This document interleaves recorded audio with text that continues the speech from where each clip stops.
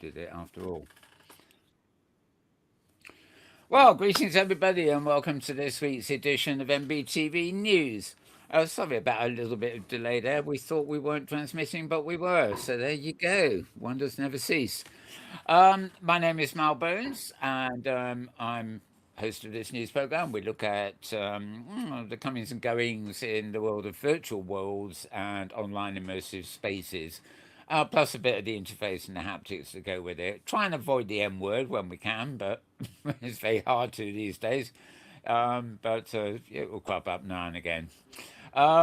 What else? What else to say? Today is actually the 4th of December already. Can you believe it? Mm-mm. And yeah, getting close to Christmas. I'm also joined here by my colleague James Atlloud. Welcome, James. Oh, thank you, Mal. As always, James. I'm happy to be here. Not getting any voice in world, but I hope you can hear me. Oh, I can hear you fine. All Yes. right, all No. right, very good. Yeah, perfectly fine, actually. Probably better than me. Right. Well, James, of course, is our famous knob fiddler. Always in search of somewhere to sit too when we're on safari, but that's another story. Hmm. The knobs in question are, of course, things like video controls, audio controls, different cameras controls, mixing, and everything else like that. Everything, in fact, that makes this show several times better than Talking Heads. And Oh, I don't mean the band, I mean, you know what I mean. Okay, while we're on music, saddest news ever this week. A big favourite of mine, and I really have to plug it in here. Nothing to do with virtual worlds, but Christine McVie, one of the singers with Fleetwood Mac, and of course a legendary blues singer in her own right, passed away a couple of days ago. Very unexpected.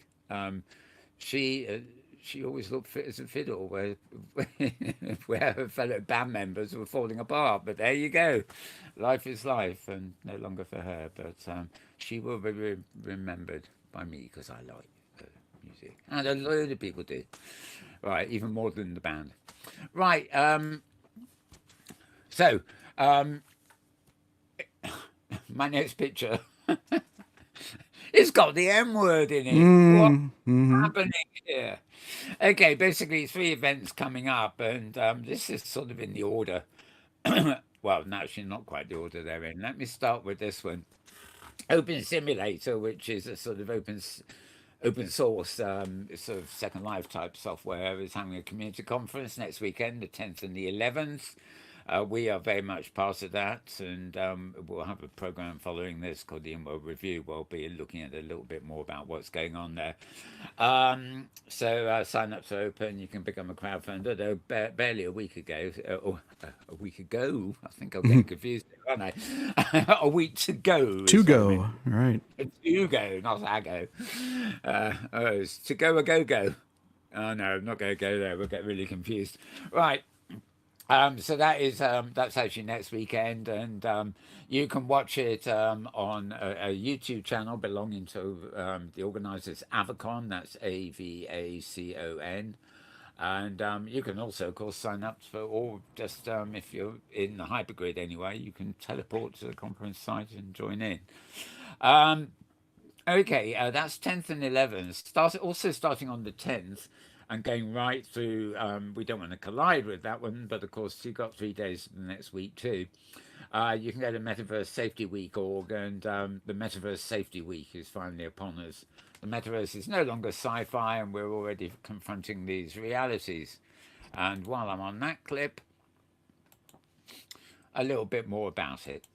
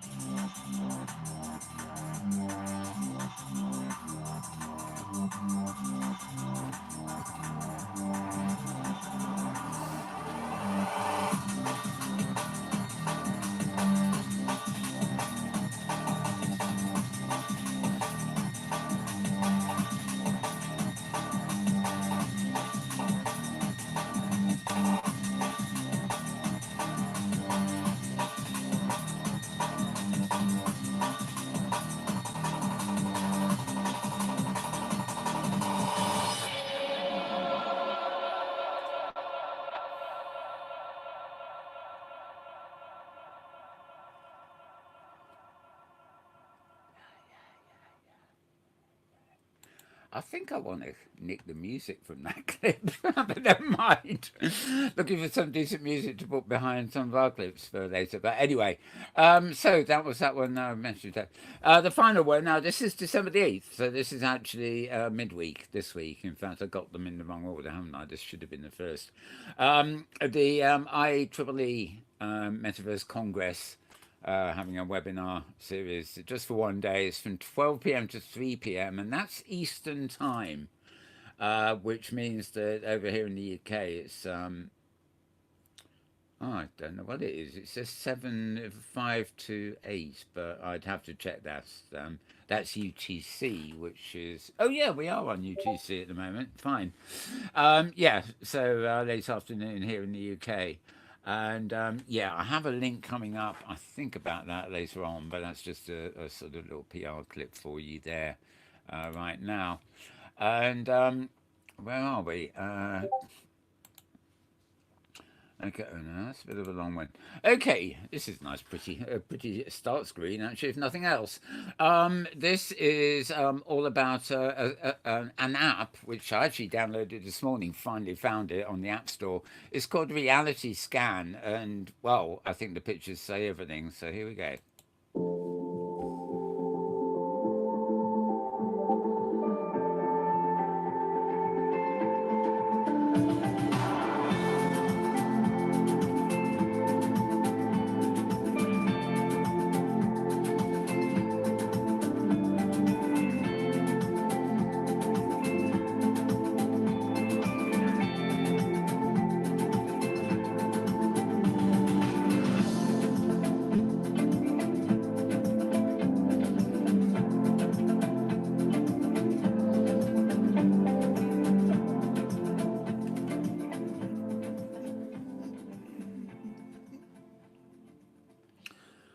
Well, not so much coming soon as already come, so to speak. And I don't know. I think you'll have to come up with your own sit animations to stick inside it as usual. But at least you can get an authentic one of your own. What's that Epic Games logo for? Is that part of the? Yeah, yeah, they're part of. It's a free app, but Oh, okay. they were part of the development team on that. They've been Oh, advertising for quite a while, but actually seeing it work is rather fascinating. all It's right, make it right. Well, taking full advantage of Apple's, I don't know, lidar and LiDAR, everything. right. Okay. Yeah, yeah. So yeah, nice one there. Okay, and this is another short. Well, it's short. It's about 3 or 4 minutes here, but well, listen. For people that have no hearing at all, imagine how transformative this is for them. This is really going to change a lot of people's lives. That's exactly why we've done it. I know, I'm crying as well. These Good. AI-powered glasses allow deaf or hard of hearing people to see what other people are saying. Called X-ray Glass, the software produces live, real-time subtitles that users can even rewind to read again. So now in front of you, when I'm talking to you, everything that I'm saying should be coming up in subtitles. This is the moment Tasha Guri, the first ever deaf contestant on reality TV show Love Island, tried the glasses on. It's really special what you've done. Thank you. Mitchell Feldman is co-founder and chief marketing officer for X-Ray. He says the inspiration for the product came from a fellow founder's 97-year-old grandfather who struggled with his hearing as he got older. Cognitively, I'm sharp as a nail, but unfortunately, like most people of his age, his hearing has started to let him down. Where his grandfather became most alive was watching television and using subtitles, because that allowed him to become part of an experience. So Dan thought to himself, well, if he's enjoying subtitles, why can we not subtitle his life? And that was the genesis of how this product started. Imagine Alexa for your eyes. The X-ray technology runs on off-the-shelf augmented reality glasses.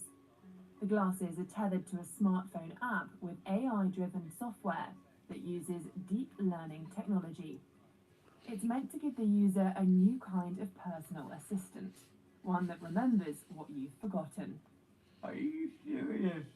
put those on. X-Ray says the app is currently compatible with the Nreal Air augmented reality glasses, but they hope to work with all AR and XR glass makers in the future. They should start magically appearing as captions. This is awesome.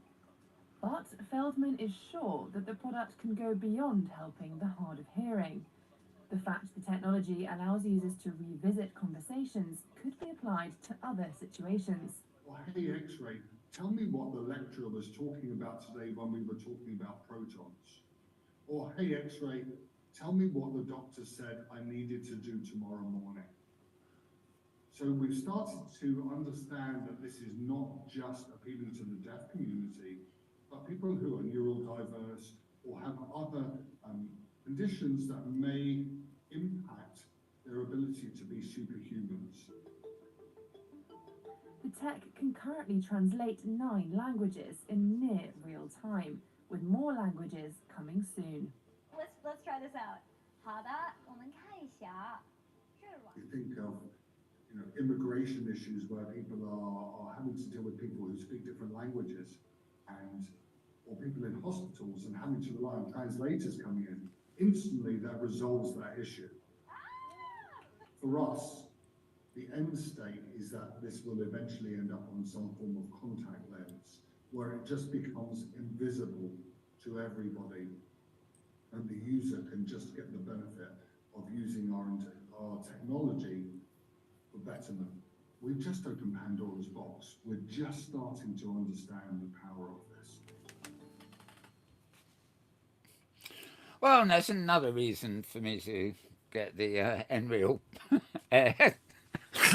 glasses. Except actually, actually, what was fascinating about that was telling us what the other uses for that are. I mean, personally, my hearing is probably the only thing that is still functioning properly. But I don't need it for that. But as you say, it's a good way. You could record a conversation and then play it back. On screen or whatever. It's sounds like it's got a lot packed into it. So more interesting haptic tech, basically. And what have I got here? Right, that's 10, that's 12. We're not going to do those now. So we're going to move, if I can find it, to the web links of the week. And first on my list, as it always is, although it's gone a bit wonky. Not really that wonky, is it? Right. This is The Scar Goes, cue the music.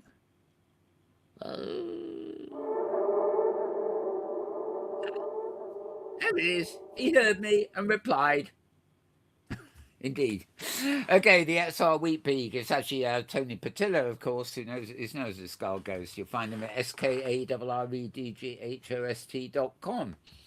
And this is his first post every week, basically. If you go there tomorrow, you'll probably find a new one dated December 5th or something. But it's his roundup of the week that's gone by. And AR glasses, of course, Black Friday deals, etc., etc. Augmented reality seems to be his thing there. It talks about this four-letter word company and their spending. And, I should add, actually, before I forget, much rumour always about Apple dates and products and times and stuff, but it is now known officially that the operating system, like the Apple were calling Reality OS, as they've got iOS and Mac OS and iPad OS and everything, it's now been renamed. It's going to be known as XR OS, which does actually make an awful lot of sense. XR stands for extended reality, but it's got a better ring, XR OS, rather than Reality OS, which sounds a bit backward, doesn't it? It sounds like you're going to be in VR looking out to RL, or whatever the expression is. Anyway, so just a quick comment on that, because it doesn't appear anywhere else on the show today. And yes, as I said, it's always a roundup in the case of Scar Ghost, so news worth a mentioning. Companies come, companies go. The race to micro LED continues. That's a nice phrase, isn't it? Companies come, companies go, but the race to micro LED lives on. I don't know, I'm in a silly mood today, aren't I? It must be the silly season is starting to arrive. Okay, so you'll find that, as I said, skullghost.com. And there'll be a new one tomorrow as well, but you can always look up the old ones. Quite a few reviews on his site this week too. I don't include them here, but it is a great place to read reviews. And he actually writes pretty long reviews and detailed reviews of things. So it's not always a quick read if you just want to find out if a thing is good or bad. But if you really want the nitty gritty about the insides, then he's a very good source for reviews as well. Okay. This is the odd post, actually. It's from a company called Consultancy UK, UK being here, the United Kingdom. Consultancy. And interesting point, really. Women are being shut out of leadership roles in the M word. Now, I don't know whether this means the Emperor doesn't like women. Actually, what's her name? She's left now, but his second in command, what used to be a woman, so I don't think it's just him. But a lot of information here, research and polling and stuff like that. And comes as no surprise, to be honest. I think, the good thing these days is you read reports about companies and things like that, and they often there's actually probably more of a presence of women, not so much in leadership roles, but in terms of PR roles.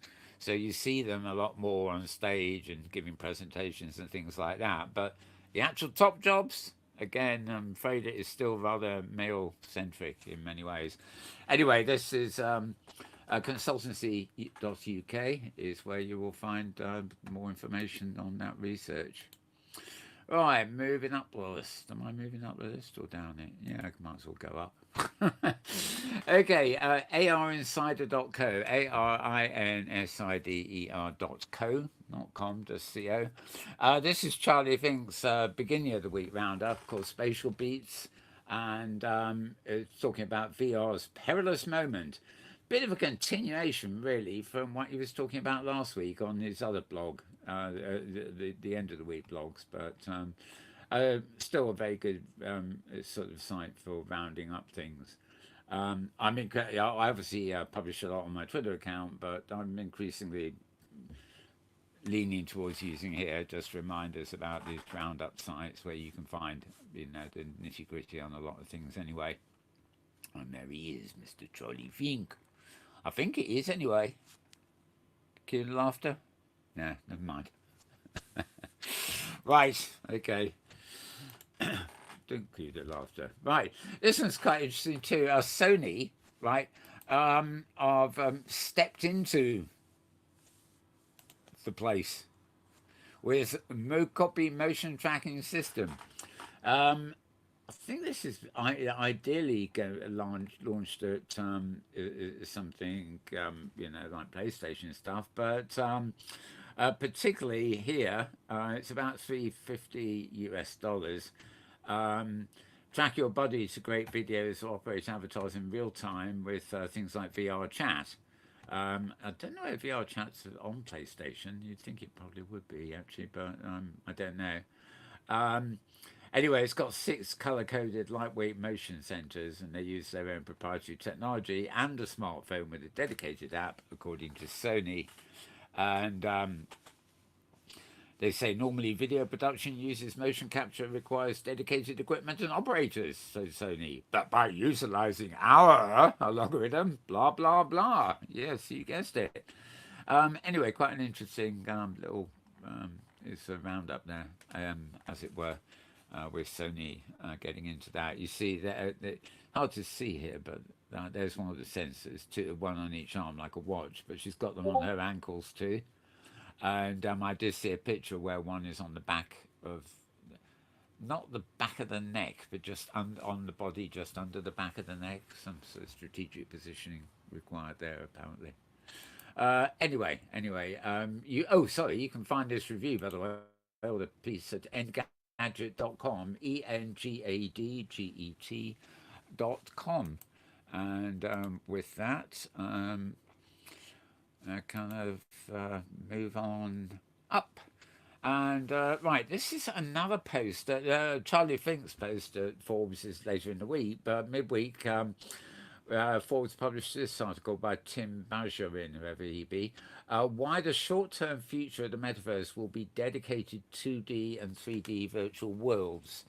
When I first saw this, I thought, oh, are they saying it's all going to be on 2D screens like I use, rather than not in the helmets? But it's actually including both. What it's really saying is, in the short term, the metaverse will be about virtual worlds, immersive spaces, and stuff like that. Be it, an installation of a 3D exhibition online that you go to in your helmet or on the screen, like just following a web link, and in 2D and in 3D. I think the feeling from this writer anyway is that it will be a longer term future that actually sees really extensive work collaboration and social collaboration in these spaces, partly to do with scaling and everything else. But very definitely a personal opinion there. And he actually says perhaps the complexities of the metaverse worlds will benefit from the gaming legacy in their coding. So, which they already do, quite frankly. I mean, Second Life is 20 years old now, more or less, and that started with the kind of basic coding that would have been used in a game. The fact was, it was designed not to be more than a game. The early Linden Lab version, Linden World, was actually treated by the lab as a game, but they soon changed their mind when they realised what they built. So, there's a historical connection with games there, because the technology that drives virtual worlds, be they on the web or in their own applications, come from that background. And talking about Snow Crash again, Lamina 1, and creating a blockchain optimized for the open metaverse, and well, people just can't make their mind up about that, with Lamina 1 being, a commercial entity.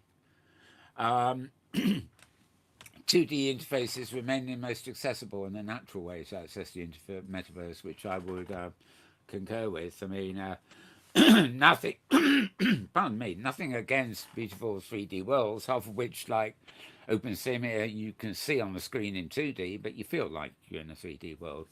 But if they're in helmets too, and you can stand wearing a helmet for any length of time, then that's good too. But I rather like the idea that spaces will be accessible in 2D, and then 3D enhancement, as it were, will be, the plus point. You can be in a world, you can think, oh, I really want to see this in greater detail, so you put a headset on so you can move around differently and immerse yourself to a greater degree.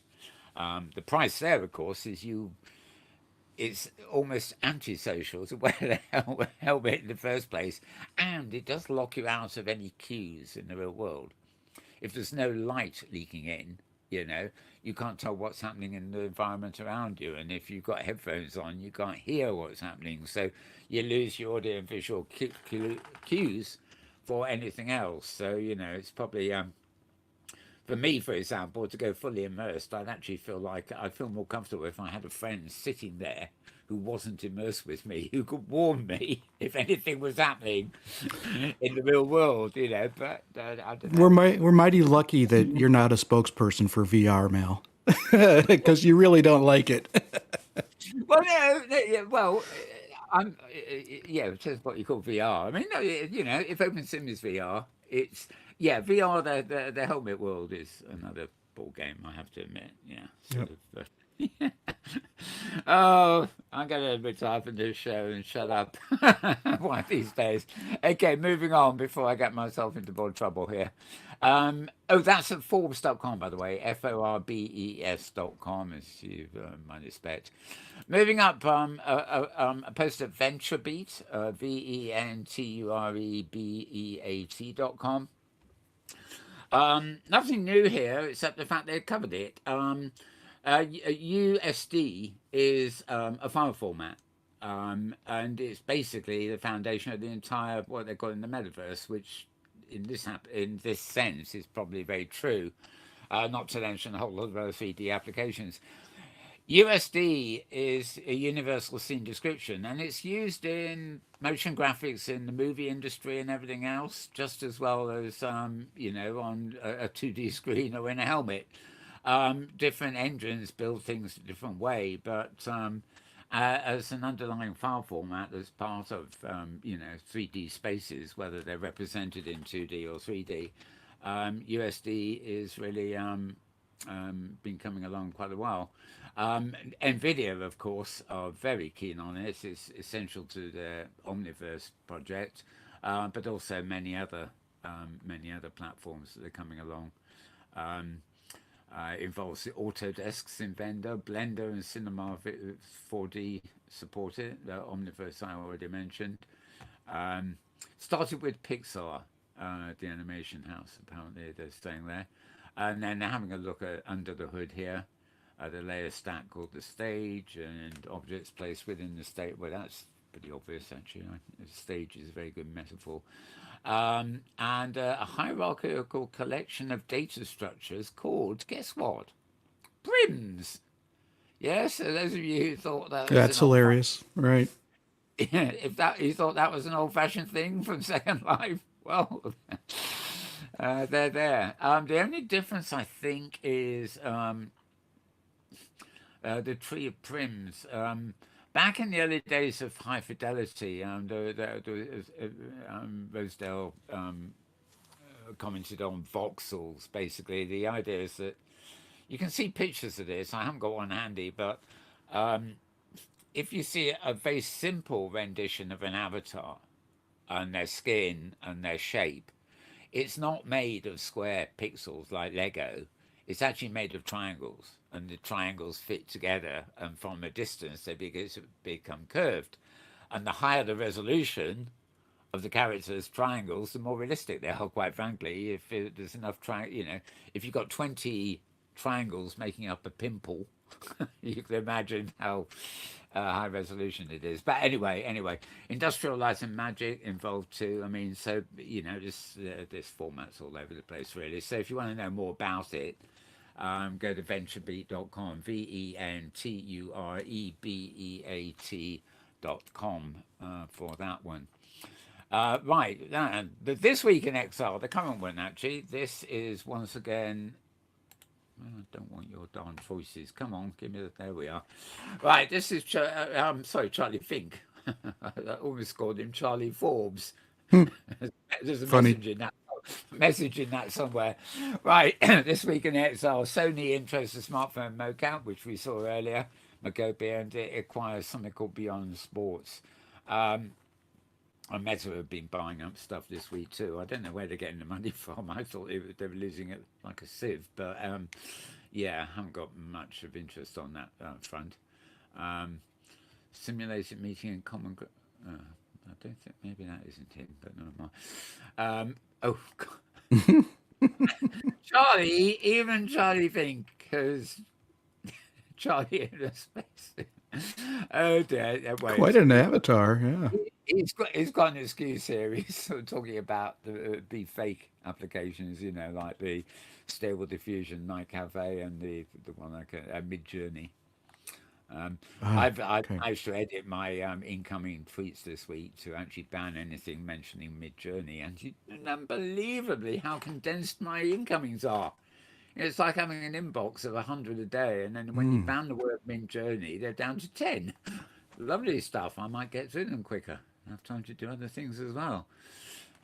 Anyway, that's Twitter, of course. Oh, I did forget at the beginning of the show that I'm, as well as being Mal Burns, I'm on Twitter as Mal Burns too. Except there's no space between Mal and Burns. So if you go to twitter.com/MALBURNS. And you can also go to twitter.com/MetaWorldNews. Bit of a long one, that, but again, it's a case of two words squashed together. And all the links I mentioned today you will find on that feed, plus many others that I'm just not bothering to include in this show. I mean, I figure if you want all the anecdotal stuff, you can follow the Twitter feed. There's no point in my repeating it every week. So really just concentrate on the highlights here. So this roundup, of course, is at Forbes.com, Forbes.com. So you've got the early one from him and the later one from him. 2 weeks running now, we've had no video version. They've the last video version was Charlie, his partner Ted, and a new presenter. And I don't know what the new presenter did to them, but I haven't seen it and heard from them since. Anyway, the picture I showed you at the top of the show, which was where was it? No, it was that one. It's the IEEE Metaverse Congress, which is on 8th, so 4, 5, 6. That's Thursday the 8th, isn't it? Yeah. And there are a few faces. I don't see any faces there actually, but there are a few faces at the conference that I would know. In fact, this oh God, let me see. engagestandards.ieee.org. So engagestandards dot IEEE.org. And a bit long that one. This is actually the session for Thursday, the keynotes and everything else. And Tom Furness is very well known, probably the one I would know most there. And if you go to that address, I think you'll find. Let me have a quick look. Yeah, if you view it as a web page, it shows you considerably more about all the people and stuff that are going to be there. There we go. Right, so I'll put that one away and moving up to the top. Yeah, getting up to the top here. There's only 2 more. Okay, 1 episode this week of Voices of VR. Voicesofvr.com. So VOICESOFVR.com. And this one's about shooting an immersive document on the war in Ukraine with How Here Media. Quite a long interview on a very pertinent topic, of course. And this is, I think that basically is the poster, as it were, for the final thing. But he's basically, Kent By here is actually talking to the creators, and it might have even been there with him. Anyway, so good little one there. Okay, and finally, no, 2. This is just a plug for Overt. Overt is a virtual world platform, which is basically it's one of the offshoots that came from Philip Rosedale's High Fidelity before it went into the audio business only. And in fact, it's a new second release. In fact, I'm going to go to the webpage for this because it shows it a bit better, I think. Yeah, here we are. You can get a Windows installer and Linux and Mac support is coming soon. Windows installer is not signed yet, so Windows Defender may issue one of its warnings, etc. You can get the source code too and build it yourself, which may be good for the Mac OS. And it's got a gallery of various things here and user documentation and everything else. Okay, this particular page that I'm on is not actually the other page that I linked to. I think you'll find a second link to Overt on my Twitter feed, which was more of an advertising sort of thing, saying sort of super duper wee. Anyway, overt.org. Not to be confused by the Overt Foundation, which used to exist many years ago, and was actually a sort of parent foundation that oversaw Open Simulator, oddly enough. But this is something different. But it's an appropriate word, really. It means sort of opened. So overt.org for that one. And finally, this is a site I used to read quite a lot. In fact, I think I wrote couple of articles for them many years, about 20 years ago. They're called Counterpunch. They're sort of alternative society politics sort of thing. And I linked this and then I loaded it today and I couldn't find it for love or money, but I have actually found it again now. But to get to it, I think you will have to go to counterpunch.org and hope that the link on my Twitter feed will get you to this article. Otherwise, you'll have to look at the massive number of articles they have every day and look at the list for December 1st, which is about 3 days ago. Easy to remember, December 1st, anyway. And it's just interesting. It's not about Trasters Book Club, by the way. I think that's where they got the picture. Tuvalu is a nation that it's a small island nation, which basically in a few years won't exist because it's going to be underwater. And it's basically the first nation in the world that has had to find a new home for itself. And part of it is they're going to have leased land from another country, I believe, is what they're really aiming for, where they can keep the culture and the nation alive. But they're also planning to have a major, what you might call metaverse presence. In other words, the country will become kind of online to a great extent. And in the case of this one, far more important than, I mean, I know Singapore and a whole load of places are saying, we're bringing our country online to the metaverse, blah, blah. Probably not knowing what they're talking about. But here, it really is quite serious because, a virtual incarnation of this country may be, visually and stuff, the only, true replica of the nation which is dying. Obviously, parts of the culture and heritage will be available online, in more traditional ways, and in fact, they will hopefully have a sort of country of their own territorially that they can call their own. But it won't be they won't have the same wildlife. It won't have the same legacy monuments and things. So it's a very distressing time for people who live in Tuvalu. It's like I keep thinking, what would I think if suddenly I was told that Great Britain is going to sink, become an underwater colony off the edge of Europe? It's inconceivable. You lose the nation, not because somebody nukes you or drops a bomb on you, but because the ocean rises and you sink. Just like Atlantis, supposedly. Anyway. So my sympathies are with them.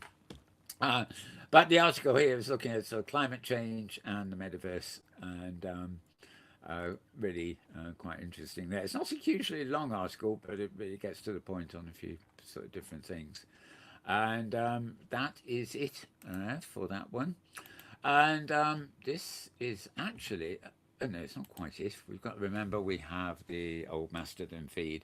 I still post videos and stuff on the Mastodon feed, but it gets sent to Twitter anyway, so you can pick it up there. Or you can follow me increasingly on the diaspora of people running to the Mastodon. It's Metaworld at Mastodon Social, or Mastodon Social / at Metaworld, depending on how you want to phrase it. And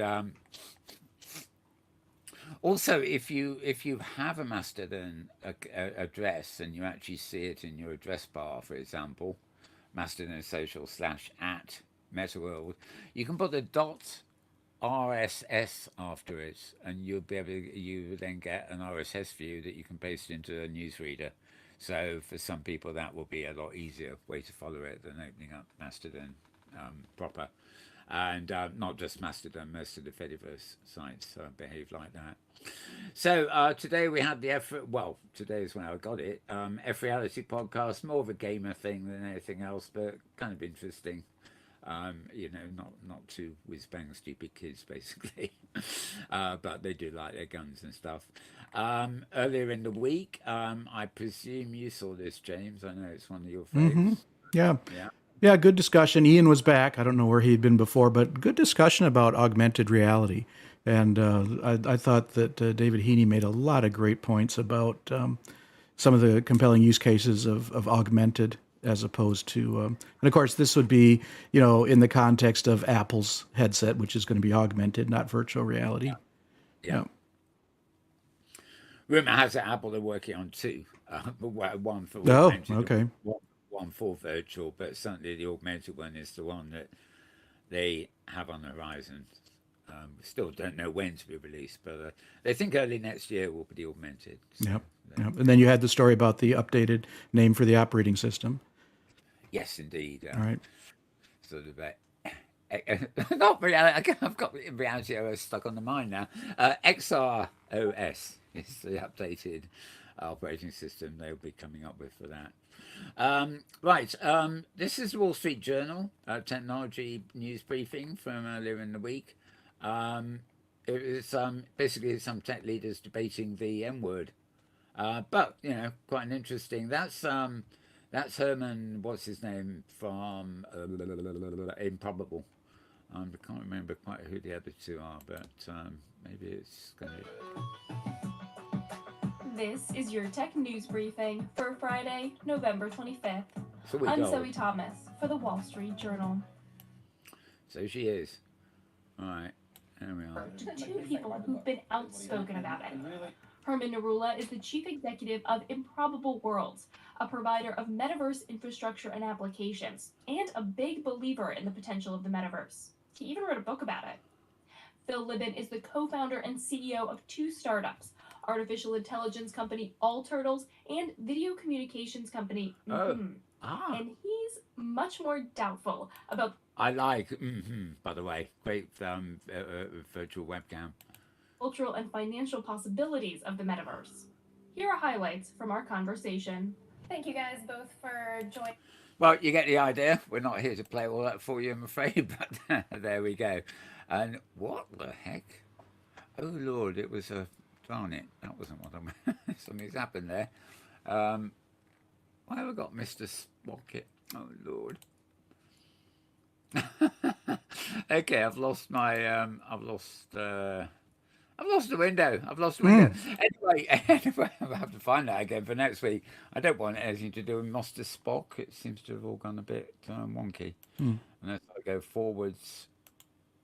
Ooh. Oh, there we are. We're back. Okay. Yeah, so Wall Street Journal there. Another sort of Zoom type call thing. John. What's his name? John. Oops. And a couple of guests there talking about the open metaverse called Building the Infrastructure of the Metaverse. That's following on from, I guess, Philip Rosedale's last week, wasn't he? And the world's first metaverse entertainment system called PMAX. Again, I wouldn't hold that much hope of this. It's obviously trying to be integrated in all sorts of entertainment systems, platforms. I suppose but while they're still figuring out what the metaverse is, they're probably planning to put it on your television. Whether they can do both of those at the same time is another matter. I know there's a link to last week's show here. So that's it for that. How am I doing on time, he says? We're about 45 minutes in. Right, okay. Any thoughts from you, James, on that lot, by the way? No, not in particular. The giving the term metaverse, kind of giving up and giving it to Facebook doesn't. I don't know. I still want to hang on to the word metaverse.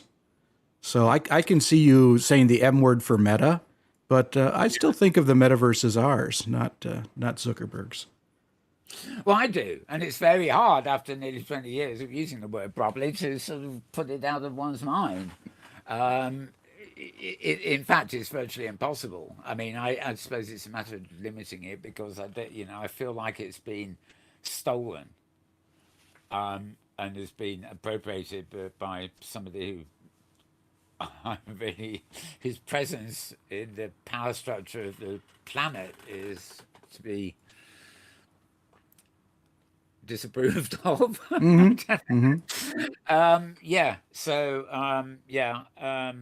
Of course, Charles Strauss, indeed, Neil Stevenson, the wrong author there. He's part of Lamina here with Tony Visconti and a load of other people, and they are, he invented the word in his Snow Crash novel, and he's still using the word, although I suspect he's trying to, a couple of decades later, is trying to place his name on the word, if you see what I mean. But okay, this is 10 minutes. Can the metaverse live up to expectations? I'm about to find out. This is your Oh, tech news briefing for Friday, November 25th. I'm Zoe Tom. okay. Sorry, you don't need that one because it is in. I did actually embed it in the one you saw a minute ago. So no, I'm not going to do 12 and a half minutes again. I prefer to keep us down to the time we've got today. Um, I will hang on to that because we can possibly see it at another time. Right. Okay. Well, I think we're pretty much good to go here now. All right. I will leave it with that one, as it were. If you are watching this channel live, a few of you do now and again, we'll be back. Let's see, what we're on the hour, which is about 40 minutes from now, with a program called the In-World Review. And because both James and I are involved in this Open Simulator Community Conference, and my co-host there, Thirza, is as well, we will be focusing on the background to it this week. We'll be looking at Safari's, Hypergrid Safari's involvement, and just with Leo Lobo, we'll be going through the agenda and so just discuss what's going to be going on behind and in front of the scenes, so to speak. So we will see you then. As for now, it's goodbye from him. Oh, and it's goodbye from him. In other words, from me and him. Yes. No names mentioned. We're going to go anonymous. Yes. Yeah, it's goodbye from we two who are one is whatever the phrase is. I've forgotten what it is. Right. Stay safe, everybody. Winter is here in the Northern Hemisphere. It's looking to be a mild start, but now getting very cold. At least it is in the UK here. So stay indoors if you can. Wrap up warm if you can. Avoid viruses, of course, be it the flu or COVID or polio, or there's another new one floating around here. I forget what it's called at the moment. Perfect excuse to stay indoors. You can work and you can play online in virtual spaces. Immersive spaces, virtual worlds, call them what you will. You can even call them collectively the M word. But don't believe in multiple M's. There's no plural of the M word. It's everything and everywhere. And it is not owned by the emperor. Enough. We will see you same time, same place next week. Hope you enjoyed what news we've had for you. And well, there you go. Enjoy December too. We're nearly there. Bye for now.